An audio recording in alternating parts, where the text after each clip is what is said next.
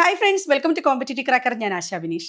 ഇന്ന് ഞാൻ വന്നിരിക്കുന്നത് നമ്മുടെ കമ്പനി ബോർഡ് അസിസ്റ്റന്റ് എക്സാമും യൂണിവേഴ്സിറ്റി അസിസ്റ്റന്റ് എക്സാമും ഡിഗ്രി തലത്തിൽ നടക്കുന്ന മെയിൻ 2 എക്സാംസ് ആണ്. നമ്മൾ secretariat assistant, university assistant, company board assistant, ഇങ്ങനെയുള്ള കുറച്ച് എക്സാംസ് ആണ് നമ്മൾ എപ്പോഴും കേൾക്കുന്നത്.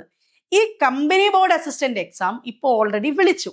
ഞാൻ ഈ വീഡിയോ ചെയ്യുമ്പം ഈ വിളിച്ച എക്സാമിൻ്റെ നോട്ടിഫിക്കേഷൻ വന്നിട്ടുണ്ട്. ലാസ്റ്റ് ഡേറ്റ് ആകുന്നതേ ഉള്ളൂ. നിങ്ങൾക്ക് ആർക്കെങ്കിലും ഡിഗ്രി ഉള്ള, ഏത് സ്ട്രീമിൽ ഡിഗ്രി ഉള്ളവരാണെങ്കിലും നിങ്ങൾ എന്ത് ചെയ്യണം? ഇപ്പം ഈ എക്സാം അപ്ലൈ ചെയ്യേണ്ട സമയമാണ്. അതിൻ്റെ കാറ്റഗറി നമ്പറോട് ഞാൻ പറയാം. കാറ്റഗറി നമ്പർ എന്ന് പറയുന്നത് 382/2025 മറ്റൊരു കാറ്റഗറി നമ്പർ 383/2025 അതിൽ മനസ്സിലാക്കേണ്ട ഒരു കാര്യം, നവംബർ 19 ലാസ്റ്റ് ഡേറ്റ്. ഈ വീഡിയോ ചെയ്യുന്ന സമയത്ത് നവംബർ 19 ലാസ്റ്റ് ഡേറ്റ് ആണ്. കമ്പനി ബോർഡ് അസിസ്റ്റന്റ് കാര്യമാണ് ഞാൻ പറഞ്ഞത്. അതിൽ ഒരുപാട് കമ്പനികൾ, KSFE, നമ്മുടെ KSEB, KSRTC, ബാംബു കോർപ്പറേഷൻ, അങ്ങനെ കുറേ കോർപ്പറേഷനുകളിലേക്കും ഒക്കെ കമ്പനികളിലേക്കും ഒക്കെ വിളിച്ചിരിക്കുന്ന വിജ്ഞാപനമാണ്. ഇനി ഞാൻ പറഞ്ഞു വരുന്ന മറ്റൊരു കാര്യം, യൂണിവേഴ്സിറ്റി അസിസ്റ്റന്റിന്റെയും വിജ്ഞാപനം ഉണ്ടാവും ഉടനെ എന്ന് PSC ബോർഡ് പറഞ്ഞിട്ടുണ്ട്. അപ്പൊ എന്തായിരിക്കണം ഒരു കാര്യം മനസ്സിലാക്കേണ്ടത്? യൂണിവേഴ്സിറ്റി അസിസ്റ്റന്റിനും കമ്പനി ബോർഡ് അസിസ്റ്റന്റിനും ഉടനെ ഒരുമിച്ചായിരിക്കാം എന്ത് വരുന്നത്, നമ്മുടെ പ്രിലിംസ് വരുന്നത്. പഠിക്കേണ്ടത്, ഡിഗ്രി ഉള്ളവർക്ക് ഇപ്പോഴാണ് ഈ ഒരു ചാകര അവസരം, ഇനി ഇല്ല എന്ന് മനസ്സിലാകുക. ഡിഗ്രി ഉള്ളവരെ മസ്റ്റ് ആയിട്ടും അറ്റൻഡ് ചെയ്ത് പഠിക്കേണ്ട എക്സാംസ് ആണ് ഇത് രണ്ടും. കാരണം ഇതിലാണ് ഡിഗ്രി ഉള്ള, ഇപ്പൊ സെക്രട്ടേറിയറ്റ് അസിസ്റ്റന്റിനെ വെച്ച് നോക്കുമ്പോൾ ഇതിൽ രണ്ടിനുമാണ് നിയമനങ്ങൾ കൂടുതൽ നടക്കുന്നത്. മനസ്സിലായോ? അപ്പൊ യൂണിവേഴ്സിറ്റി അസിസ്റ്റന്റും കമ്പനി ബോർഡ് അസിസ്റ്റന്റും പ്രിപ്പയർ ചെയ്യുന്നവര് എങ്ങനെ പഠിക്കണം എന്നാണ് ഞാൻ ഈ വീഡിയോയിൽ പറഞ്ഞു തരുന്നത്.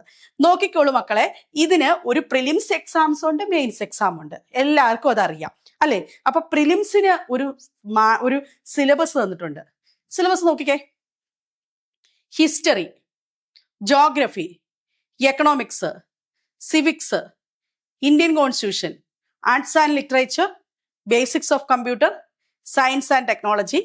അടുത്തത് നമ്മുടെ MEM എന്നീ താഴത്തെ ഭാഗത്തിൽ ഭാഗം പറയാം.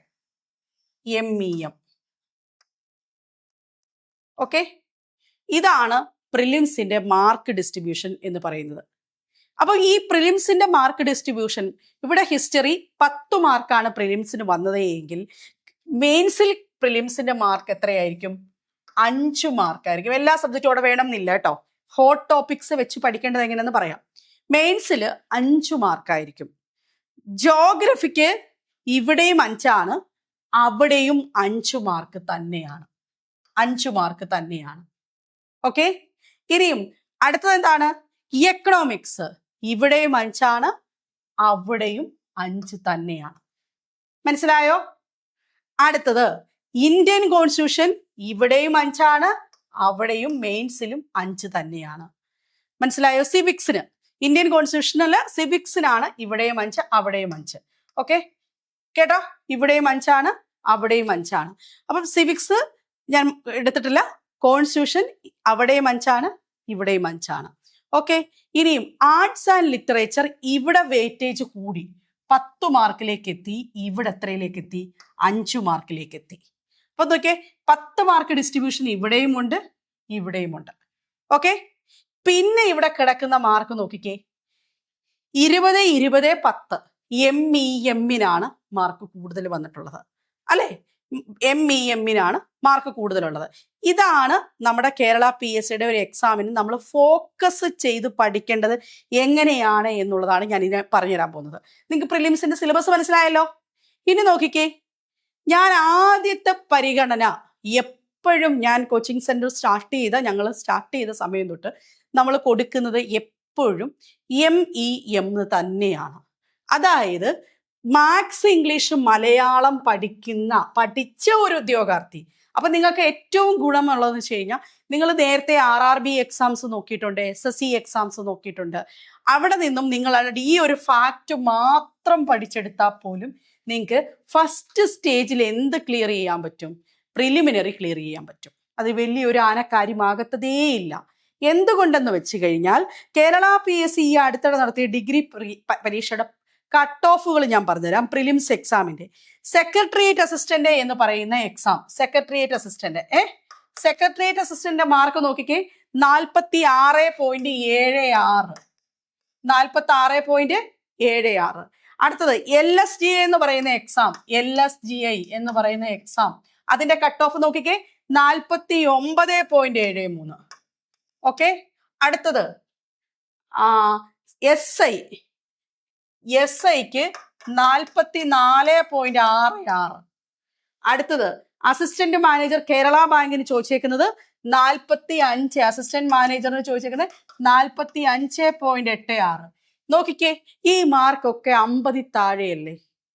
അല്ലേ? 50 താഴെയാണല്ലോ ഇതിന്റെ മാർക്ക്. സോ ഞാൻ പറഞ്ഞത് കറക്റ്റ് അല്ലേ? ഈ ഏരിയാസ് ഫോക്കസ് ചെയ്ത് കഴിഞ്ഞാൽ നമുക്ക് മാർക്ക് കിട്ടത്തില്ലേ? അതിന്റെ കൂട്ടത്തിൽ അതിലെല്ലാം കിട്ടുമോ എന്നോട് ചോദിക്കും. അതിന്റെ കൂട്ടത്തിൽ നിങ്ങൾ ബാക്കിയുള്ള ചെറിയ ചെറിയ പോർഷനും എടുത്തിട്ട് ഇവിടെ അക്യുറസി വരുത്തുമ്പോഴാണ് നിങ്ങൾക്ക് ആ പോർഷൻ ക്ലിയർ ചെയ്യാൻ പറ്റുന്നത്. മനസ്സിലായോ? അപ്പം അതാണ് നമ്മുടെ സ്ട്രാറ്റജി ആയിട്ട് എടുക്കേണ്ടത്. ഇവിടെ നോക്ക്, നിങ്ങൾ ഹിസ്റ്ററി ഒന്ന് പഠിച്ചു നോക്കിക്കേ. GK പോർഷൻ എല്ലാം കൂടെ പഠിക്കുന്നതിന് പകരമായിട്ട് നിങ്ങൾ ആദ്യം ഒന്ന് ഹിസ്റ്ററി പ്രിപ്പയർ ചെയ്ത് നോക്കിക്കേ. ഹിസ്റ്ററി പ്രിപ്പയർ ചെയ്യുമ്പോൾ 10 മാർക്ക് നിങ്ങൾക്ക് ഇവിടെ കിട്ടും. 10 മാർക്ക് കിട്ടും അല്ലേ? ആ 10 മാർക്ക് എങ്ങനെയായിരിക്കണം? ഇന്ത്യൻ ഹിസ്റ്ററി പഠിക്കണം, പിന്നെ മോഡേൺ ഹിസ്റ്ററി പഠിക്കണം, വേൾഡ് ഹിസ്റ്ററി പഠിക്കണം. കേരള ഹിസ്റ്ററി, ഇന്ത്യൻ ഹിസ്റ്ററിയുടെ ഭാഗത്തായിട്ട് മോഡേൺ ഹിസ്റ്ററിക്ക് വളരെ പ്രാധാന്യമുണ്ട്. വേൾഡ് ഹിസ്റ്ററി പഠിക്കണം, കേരള ഹിസ്റ്ററി പഠിക്കണം. അപ്പൊ കേരളവും വേൾഡും ഇന്ത്യ എല്ലാം കൂടെ ചേരുന്നതിനാണ് നമുക്ക് 10 മാർക്ക് എന്ന് പറയുന്നത് അല്ലെ? അതിലെന്തായിരിക്കണം പരിഗണന കൊടുക്കുന്നത്? അതിൽ പഠിക്കുന്ന സയൻസിന്റെ പുസ്തകമല്ല, SCERT പാഠപുസ്തകവും NCERT പാഠപുസ്തകവും ഒന്ന് ഡൗൺലോഡ് ചെയ്ത് വെക്കുക. മനസ്സിലായോ? ആ പാഠപുസ്തകത്തിൽ നിന്ന് തുടങ്ങുക. അപ്പൊ നമുക്ക് ഹിസ്റ്ററി പോർഷൻസ് ഏകദേശം ധാരണയാകും എവിടെ പഠിക്കണം എന്നുള്ളത്. ഇനി നോക്കിക്കേ, അടുത്തത് ഡാം ഷുവർ ആയിട്ട് നമ്മളോട് ചോദിക്കുന്നത് ആർട്സ്, കൾച്ചറൽ, ലിറ്ററേച്ചർ, സ്പോർട്സ്. ഇത് CA പഠിക്കുമ്പോഴും ഇമ്പോർട്ടൻ്റ് ആണ് ഈ പോർഷൻ. മനസ്സിലായോ? CAയിലും ഉള്ള പോർഷനാണ് ആർട്സ്, കൾച്ചർ, ലിറ്ററേച്ചർ, സ്പോർട്സ് തുടങ്ങിയ പോർഷൻസ്. സോ അവിടെ തന്നെ ഫോക്കസ് ചെയ്ത് കൊടുത്തു കഴിഞ്ഞാൽ 10 മാർക്ക് കിട്ടും. ഡാം ഷുവർ ഒന്നും അല്ല 10 മാർക്കിനും. കാരണം കറണ്ട് അഫയേഴ്സിൽ നിന്നും ഒക്കെ ക്വസ്റ്റ്യൻ ചോദിച്ചാൽ ചിലപ്പം നമുക്ക് എന്ത് വേണേലും ചോദിക്കാം. പക്ഷേ എന്നിരുന്നാലും നിങ്ങൾക്ക് ഒരു സേഫ് സൈഡിൽ ഈയിടെ നടന്ന ക്വസ്റ്റ്യൻ പേപ്പറിനെയൊക്കെ നോക്കുമ്പോൾ ഒരു 5 തൊട്ട് 7 വരെ നിങ്ങൾക്ക് സേഫ് സൈഡിൽ ഈ മാർക്ക് സ്കോർ ചെയ്യാൻ പറ്റും.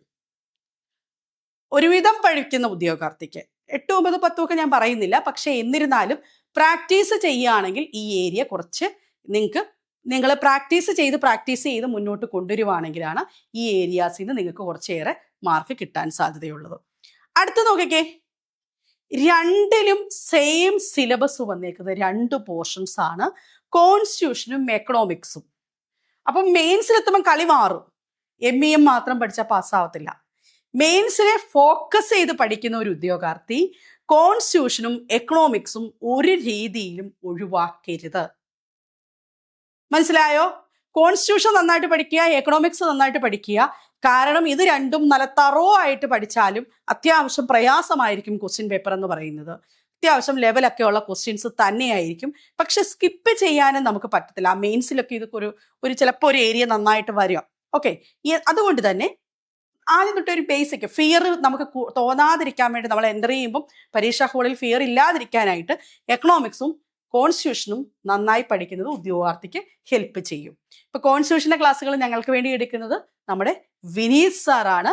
നിങ്ങൾക്ക് കോൺസ്റ്റിറ്റ്യൂഷന്റെ ബേസ് തൊട്ടുള്ള കാര്യങ്ങളെല്ലാം പറഞ്ഞു തന്ന് നിങ്ങളെ മനസ്സിലാക്കുന്ന രീതിയിൽ ഏതൊരു ഉദ്യോഗാർത്ഥിയും UPSC മെന്ററാണ് മിസ്റ്റർ വിനീത് എന്ന് പറയുന്നത്. കുറേ വർഷവുമായിട്ട് CCയുമായിട്ട് അസോസിയേറ്റ് ചെയ്യുന്നതാണ്. അപ്പൊ മിസ്റ്റർ വിനീതിന്റെ ക്ലാസ്സുകൾ ടീം CCയിൽ കോൺസ്റ്റിറ്റ്യൂഷന് വേണ്ടി ക്ലാസ്സുകൾ അവൈലബിൾ ആയിരിക്കും.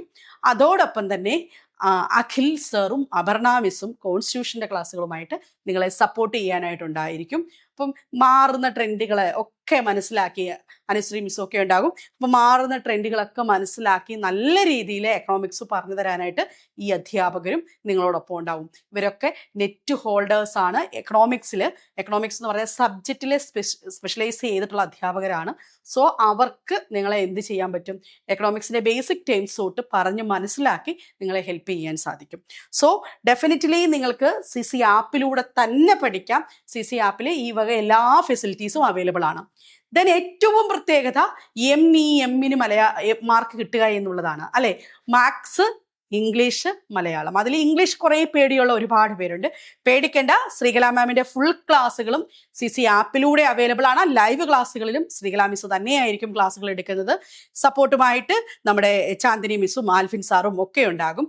അതോടൊപ്പം തന്നെ പറയാനുള്ളത്, കണക്ക് ഒരു പ്രയാസവും ഇല്ലാതെ എടുക്കുന്നതിന് വേണ്ടി CCയുടെ വലിയൊരു ടീം നിങ്ങളെ സപ്പോർട്ട് ചെയ്യും. ഷൈജു സാറ്, സുജാ മിസ്, അങ്ങനെ നിരവധി അധ്യാപകർ നമ്മുടെ മാത്സുമായി നിങ്ങളിലേക്ക് എത്തുന്നുണ്ട്.